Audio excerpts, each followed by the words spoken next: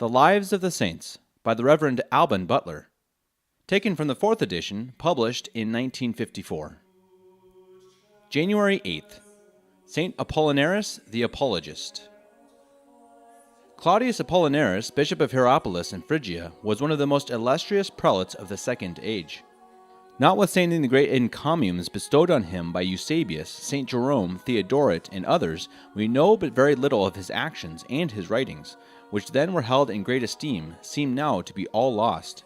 But nothing rendered his name so illustrious as his noble apology for the Christian religion, which he addressed to the Emperor Marcus Aurelius about the year 175, soon after the miraculous victory that prince had obtained over the Quadi by the prayers of the Christians, of which the saint made mention. Marcus Aurelius, having long attempted without success to subdue the Germans by his generals, resolved in the 13th year of his reign and of Christ 171 to lead a powerful army against them.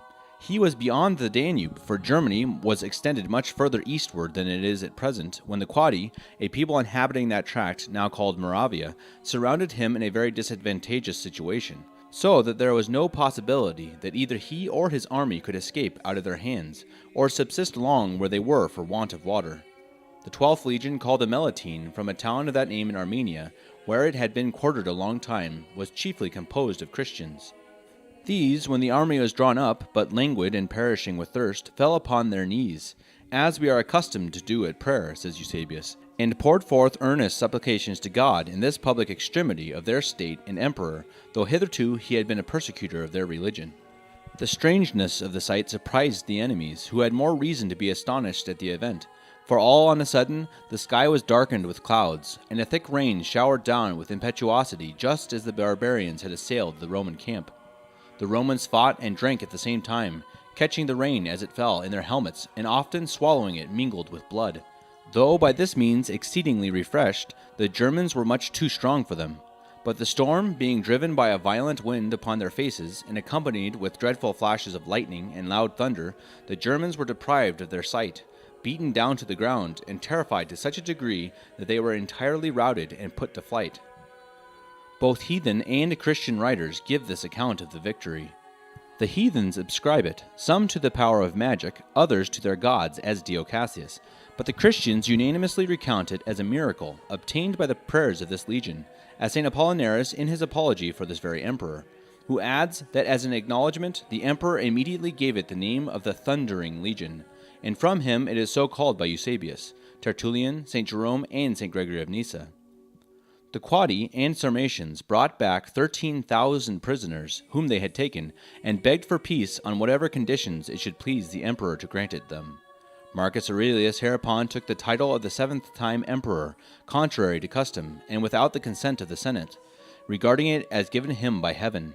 Out of gratitude to his Christian soldiers he published an edict in which he confessed himself indebted for his delivery to the shower obtained perhaps by the prayers of the Christians, and more he could not say without danger of exasperating the pagans.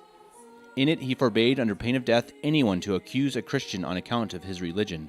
Yet, by a strange inconsistency, especially in so wise a prince, being overawed by the opposition of the Senate, he had not the courage to abolish the laws already made and in force against Christians. Hence, even after this, in the same reign, many suffered martyrdom, though their accusers were also put to death, as in the case of St. Apollonius and of the martyrs of Lyon. Trajan had in like manner forbid Christians to be accused, yet commanded them to be punished with death if accused, as may be seen declared by him in his famous letter to Pliny the Younger, the glaring injustice of which law Tertullian demonstrates by an unanswerable dilemma. St. Apollinaris, who could not see his flock torn in pieces and be silent, penned his apology to the emperor about the year 172, to remind him of the benefit he had received from God by the prayers of the Christians, and to implore his protection. We have no account of the time of this holy man's death, which probably happened before that of Marcus Aurelius. The Roman Martyrology mentions him on the 8th of January. We believe the same great truths and divine mysteries. We profess the same faith, which produced such wonderful fruits in the souls of the saints.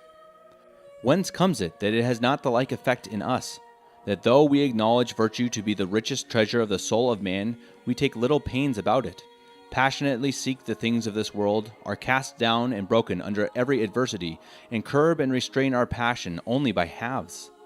that the most glorious objects, God and heaven, and the amazing and dreadful truths, a judgment to come, hell, and eternity, strike us so feebly and operate so little in us?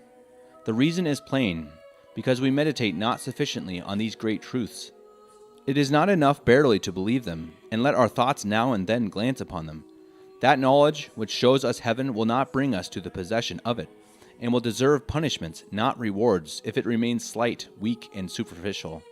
By serious and frequent meditation it must be concocted, digested, and turned into the nourishment of our affections, before it can be powerful and operative enough to change them, and produce the necessary fruit in our lives. For this all the saints affected solitude and retreats from the noise and hurry of the world, as much as their circumstances allowed them.